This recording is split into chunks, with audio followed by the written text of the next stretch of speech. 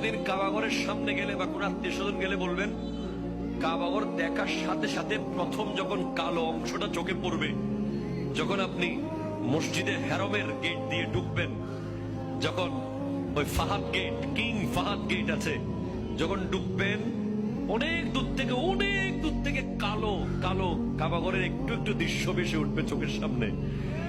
তখন দোয়াটা করবেন, কি দোয়া করবেন কয়টা? যখন কয়টা? একটা দোয়াই কবুল হবে দেখার সাথে সাথে। কাবা ঘর দেখার সাথে সাথে প্রথম যে দোয়াটা করবেন ওটা কবুল করবেন কে?